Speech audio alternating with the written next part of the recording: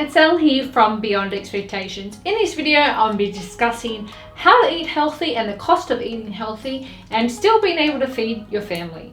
Now I'm going to read out the question and then I'll give you my answer, and it goes like this. How do you afford to eat that much and still feed your family healthy too? Thank you, Tasha, for your question. This is a fantastic question, and I'm going to reveal to you how I'm able to eat healthy, how I'm able to also provide healthy meals for my family, and also I'm going to answer the question of the biggest mistake a lot of people make. Now, moving forward, how am I able to eat that much and also to eat healthy? Now, the simple answer to that is I prepare a lot of my meals in advance and I'm able to buy in bulk. So I generally buy all my whole foods in bulk. I buy large quantities, I cook it all up, and I have it ready, pre-prepared, ready to go.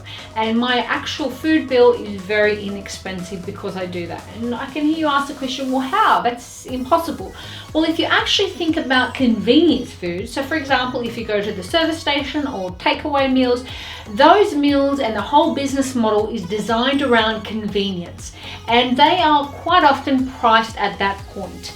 Let me give you an example. For a bottle of water, so for me personally, I have a water bottle that I fill up at home, and when I'm out I fill up at a water tap. Now if I fill it up at a water fountain or a water tap, it's generally free. If I wanted to purchase the water from, say, a supermarket, it probably cost me about 30 to 50 cents. Now, if I wanted to purchase it from, say, a convenience store, I'd probably look from maybe from $2 to maybe $5, depending on the convenience store. If I wanted to get it at a 5-star restaurant, I'm looking in between $5 and $10. If I'm staying at a 5-star hotel, I'm looking at getting the water from the mini bar. I'm looking at quite possibly between $10 and $20, depending on the hotel. I personally have worked in a 5-star hotel. I know those mini bars can be super expensive.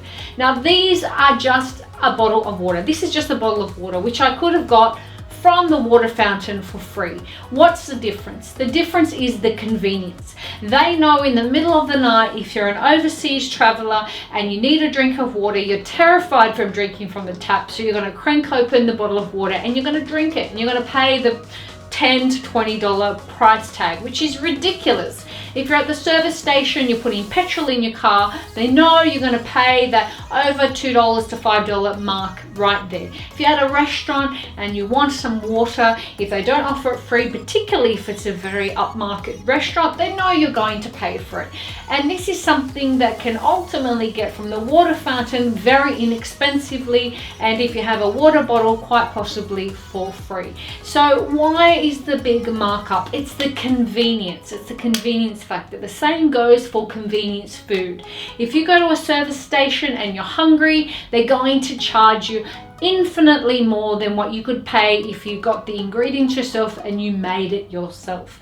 Same for a restaurant. They're paying for the rent, they're paying for the space, they're paying for their staff, and you coming to eat there is a convenience, so therefore the price tag is added onto that, depending on where you eat.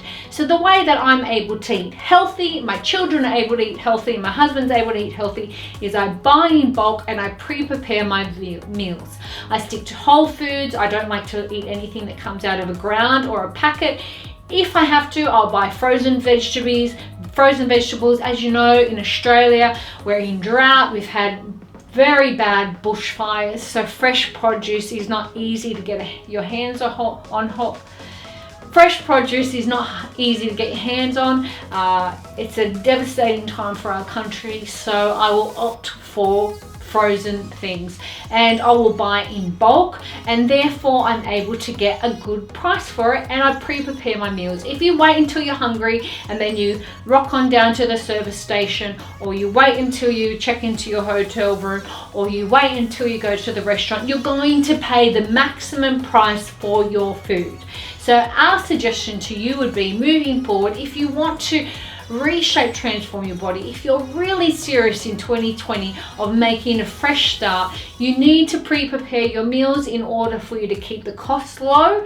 If you have a budget where you can eat out, you can pay for convenience food, you can do these things, by all means go for it. There's nothing stopping you. But don't let money hold you back. It is very possible to reshape and transform your body on a budget. Just buy in bulk, prepare, and get what's on special and what's available to you, and you can do it. I made Beyond Expectations in 2010. It's now 2020, and I've been able to reshape, transform my body and maintain it for this long period of time, from my nutrition and from pre-preparing my meals and staying on top of things. Okay, do not let life get on top of you. You need to get on top of life. You can do this. You can make a healthy change. You can make 2020 your best year yet. I hope that this motivates you. I hope this encourages you. Never ever let your circumstances stop you, because there is always going to be things in your way. You just have to think ahead, pre-plan, and think what you can do moving forward. If you're planning on having a lot of outside meals and your budget doesn't allow it, you're planning on buying a lot of pre-prepared food, you're setting yourself up for failure. Don't do that. Pre-buy your food, prepare your food, and put in the hard work where is necessary. What I find a lot of people do, and the mistake a lot of people make, is they put a lot of emphasis into exercise. They go, yeah, I've done all this exercise, now I can eat whatever I want. Unfortunately, it's mathematically impossible to out-exercise what you put into your mouth.